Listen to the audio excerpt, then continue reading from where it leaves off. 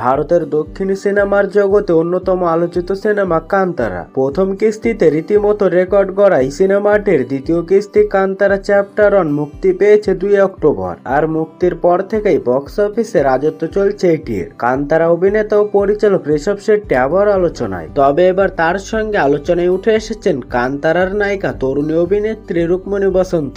কান্তারার prequel অভিনয় করে রাতারাতি আলোচনায় উঠে এসেছেন এই অভিনেত্রী। ভিন্নধর্মী কাহিনী আর নান্দনিক উপস্থাপনায় দর্শকদের মুগ্ধ করা কান্তারা 2 এর সাফল্যের সঙ্গে তাল মিলিয়ে বাড়ছে রুক্মিণীর জনপ্রিয়তাও। বিশেষ করে যতক্ষণ তিনি পর্দায় ছিলেন ঋষভের সঙ্গে পাল্লা দিয়ে অভিনয় করে জাদু ছড়িয়েছেন নিজের রূপ ও লাবণ্যেও। কান্তারা 2 মুক্তির পর থেকে রুক্মিণী বসন্তকে ঘিরে দর্শক ও চলচ্চিত্র সংশ্লিষ্টদের আগ্রহ বেড়েছে বহুগুণ। দক্ষিণী ফিল্ম ইন্ডাস্ট্রির অন্যতম প্রতিশ্রুতিশীল মুখ হিসেবে বিবেচিত হচ্ছেন। সোশ্যাল মিডিয়ায় তার অভিনয় রূপের প্রশংসায় পঞ্চমুখ সকলে। লাস্ট সময়ে অভিনেত্রীর রূপের জাদুতে মুগ্ধ হয়ে আছেন অনুরাগীরা।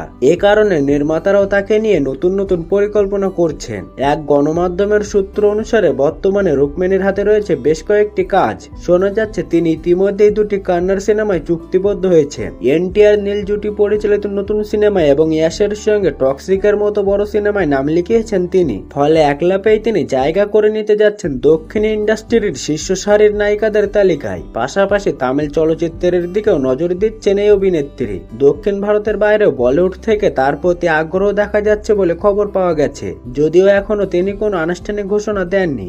এর আগে রুক্মিণী থিয়েটার ও স্বল্পদৈর্ঘ্য চলচ্চিত্রে নিয়মিত কাজ করেছে। বেশ কিছু সিনেমায় অভিনয় করলেও কান্তারা 2 দিয়ে ক্যারিয়ার সেরা আলোচনায় তিনি। সিনেমাটিতে তার সংলাপ ও চরিত্র প্রকাশে অভিনয় দর্শকদের বিশেষভাবে নজর কেড়েছে।